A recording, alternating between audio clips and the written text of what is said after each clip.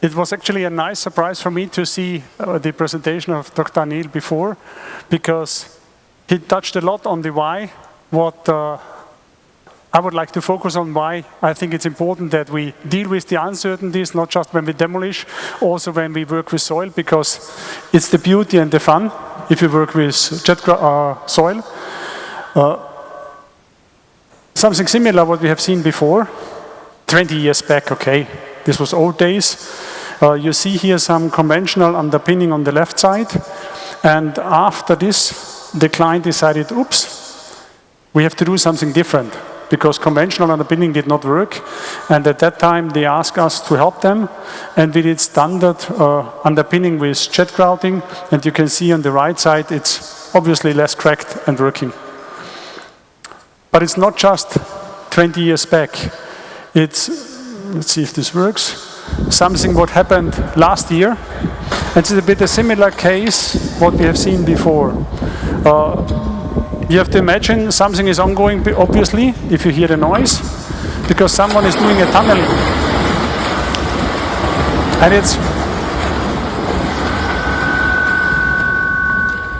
it's a bit a similar case as we have seen before. Someone realized early enough that there's something wrong. So therefore the people went out, but it's a standard sort of TBM process, in sense of standard process, not a standard happening logically, because you can see here the two tunnel lines, the red cross are marking the building, and obviously someone has missed something. Taking care in advance, dealing with uncertainties or something similar. That's why I would like to show some measures which could be done.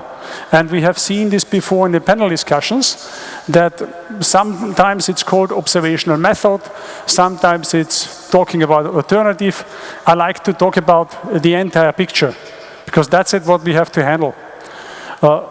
Normal tools to handle it, next to structural elements like diaphragm walls, piles and other stuff, is soil improvement techniques, now with grouting, either permeation grouting or penetration grouting, what we call soil frac or compensation grouting or jet grouting. Here you see on the left side what is happening if you do this theoretically, practically you get fracs.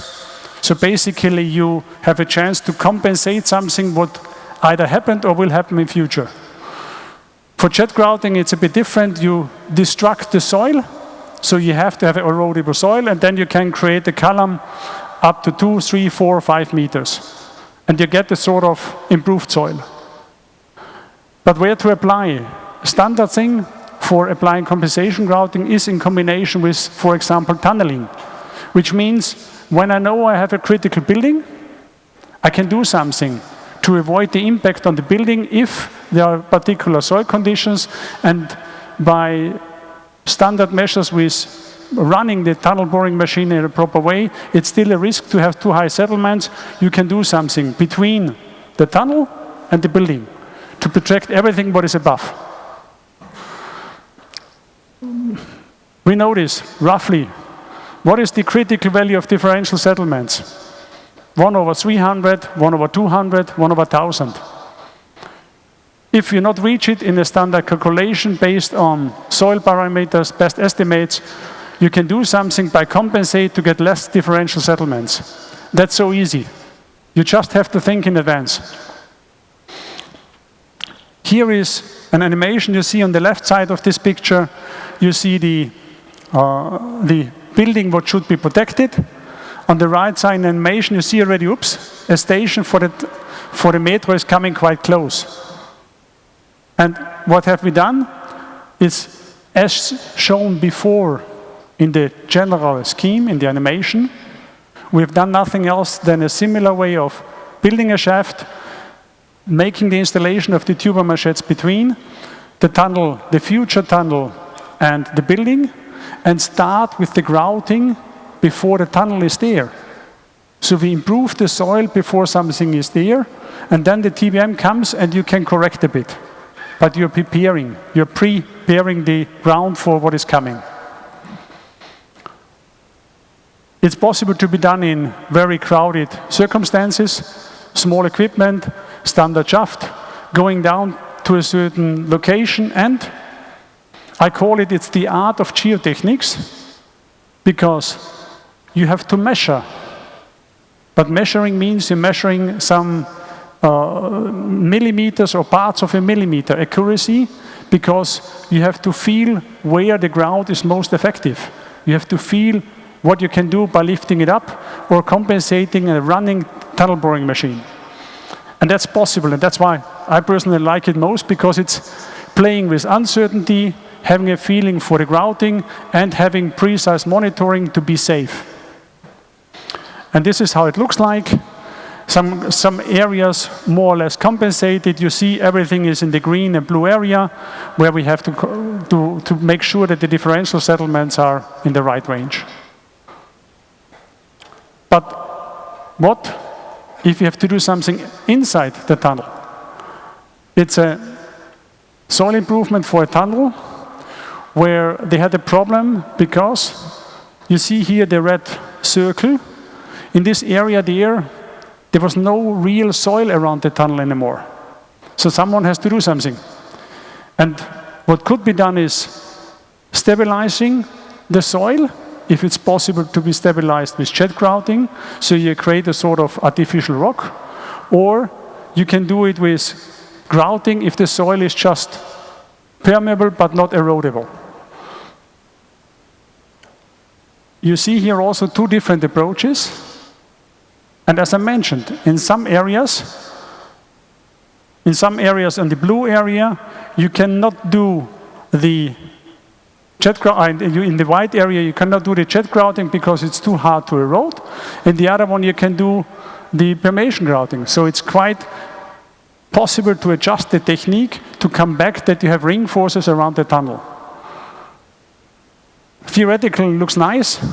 What you need is a lot of organization, a lot of people who are competent, and a very close cooperation between client, authorities, geotechnical consultants who lead, who discuss, and guys who are executing the works out there. Because it's on one hand, it's interesting to work in the tunnel, on the other hand, it's also a tough job.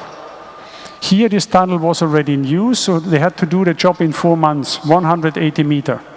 So quite a challenging job, but everything organized on the train with 2 shifts, so 24/7 working.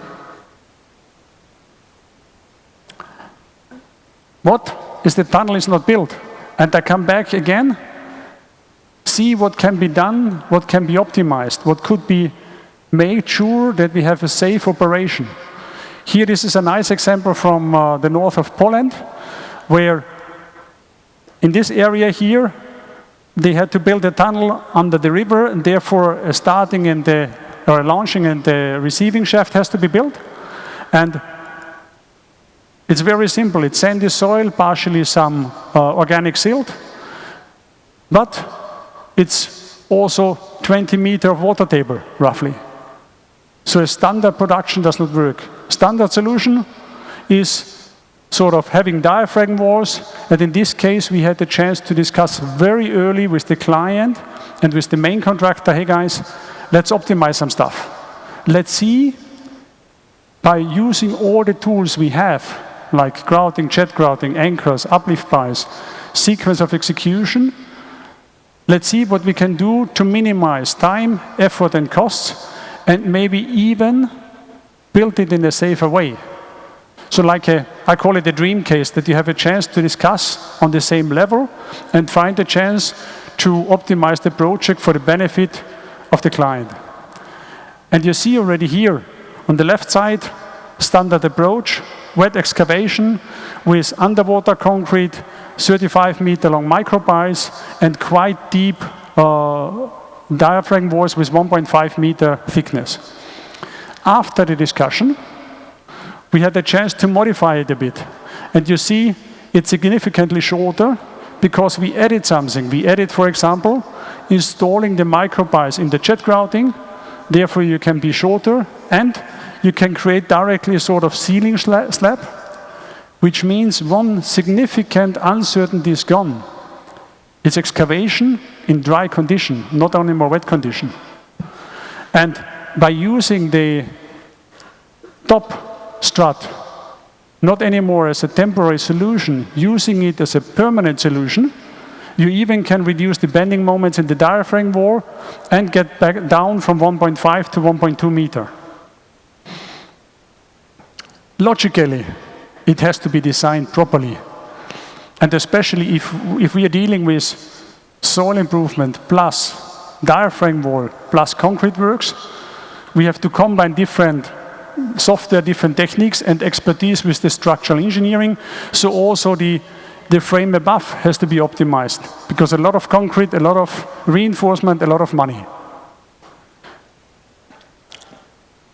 How is this normally executed? You see here on the bottom some pictures from a quite crowded site, standard excavation with a grabber for the diaphragm wall, and then already some with the final phase. So at the end, it's also how to execute it, that you can place a lot of rigs. For example, to avoid the long idling before the diaphragm wall can be installed, we start with some jet grouting. The jet grouting is installed basically in a sort of primary and secondary system, and then at the end you install in the jet grouting already the anchors, the uplift anchors, and you create sort of the first part of the slab before the diaphragm wall is coming. But then you have already gained some time, because before the diaphragm wall already the most part of the jet grouting is done, and then you basically just close the jet grouting and can do the next part in sense of where the TBM has to go out, logically special reinforcement placed for the diaphragm wall to make sure that you can drill through with the TBM. But before this, now we can excavate in dry condition, not anymore wet condition, which means excavating, building in the frame I mentioned before, going to the next level, having a temporary strutting to optimize the diaphragm wall reinforcement.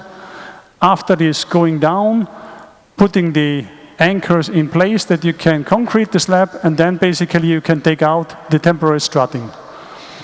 Installing the TBM and the front wall before, and then basically the TBM can come and go.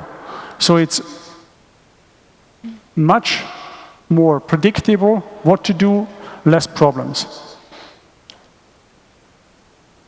And in reality, the most important part, and when you're down there, you're happy that you have not missed too much things. Certain things you always have to discuss on the way, if you have some minor adjustments to be done, but the basic concept is a robust concept, and that's a huge difference. Yeah, I put the right picture on the slide, because all this, what I did not mention, is logically included in the BIM system. The monitoring is what we mentioned before in the panel discussion, is quite important, that you have a solid monitoring, but not just monitoring. Knowing already what should be the result, handle it, and also have an open discussion, okay, what are the threshold values? What is the real value where it gets critical, or what is expected? And learn what we could do next time different.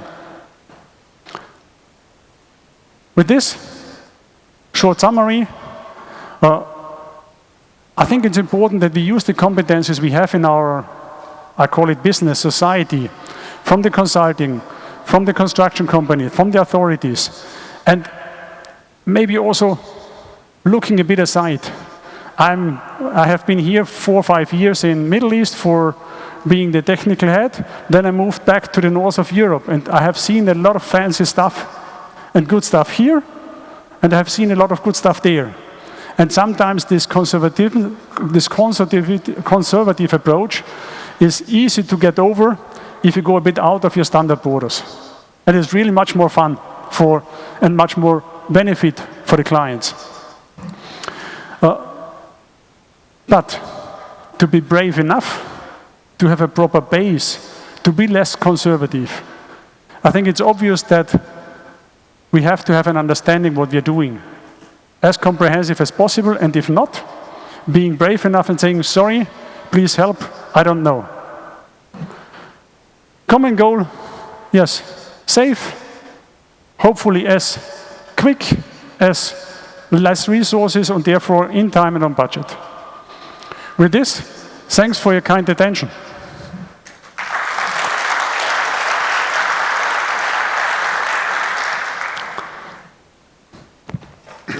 Thank you, Dr. Robert, for your presentation, and we'll open the floor for 2 questions.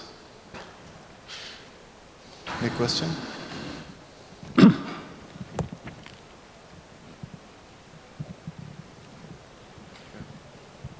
Hi. Here in the Middle East, we know Keller as a company who usually doing vibro or rigid inclusion, generally soil improvement techniques.